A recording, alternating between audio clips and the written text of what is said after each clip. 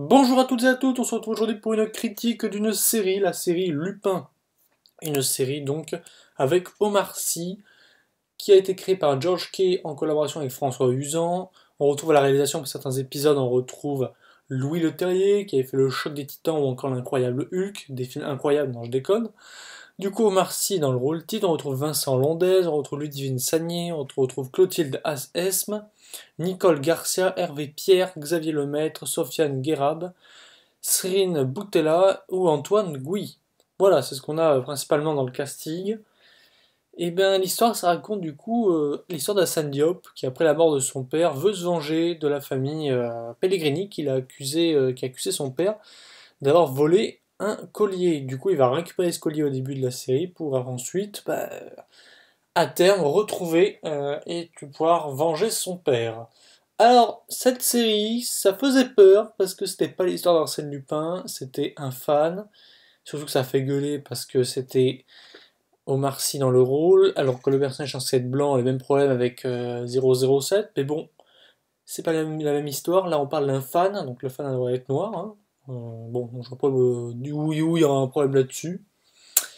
Et la série est assez plaisante. Alors, il y a énormément de facilités scénaristiques, de petites incohérences, de petites choses, de petites incohérences dans les costumes, dans la posture des acteurs, dans le jeu d'acteur qui est un peu compliqué. Enfin, il est pas. On va exclure peut-être Omar Sy qui joue relativement bien, et encore, il surjoue pas mal. Ou encore son assistant et ami dans la bijouterie, qui analyse le collier et les diamants, qui lui est qui joue assez bien. Et sinon, c'est à peu près tout ce qu'on peut tirer de cette série. Bon, il y a juste l'acteur peut-être du commissaire Gabriel Dumont qui est assez bien. Bon, il n'a pas un grand rôle, donc on peut pas trop le savoir, mais il joue vraiment un rôle intéressant dans la série et son acteur joue plutôt bien, que ce soit jeune ou vieux. Mais sinon, le reste du casting, c'est mauvais, mais c'est mauvais.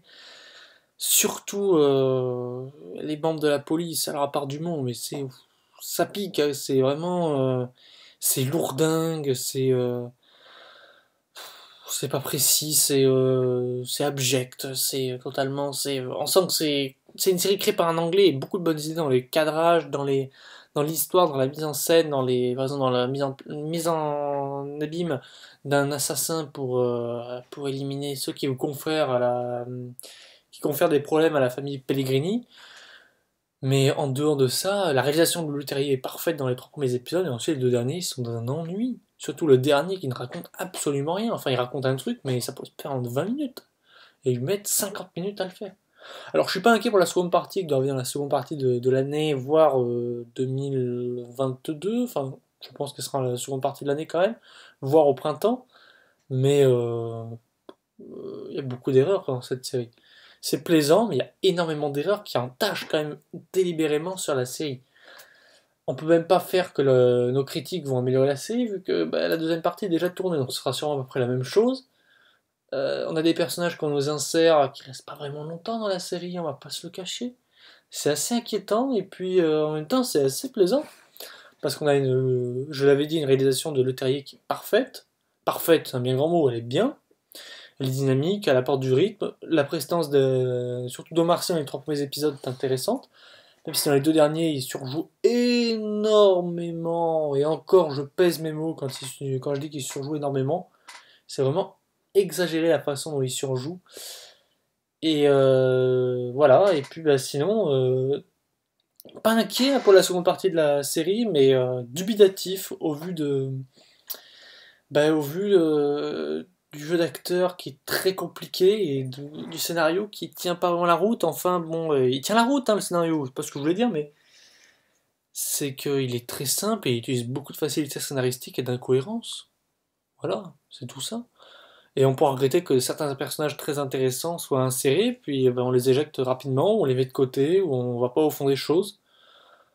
Voilà, bon c'est tout ce que j'avais à dire sur cette série, hein. Allez la regarder, elle est très intéressante, j'ai passé un bon moment, c'est fun, honnêtement, c'est une des meilleures séries françaises qu'on ait fait ces 10 dernières années.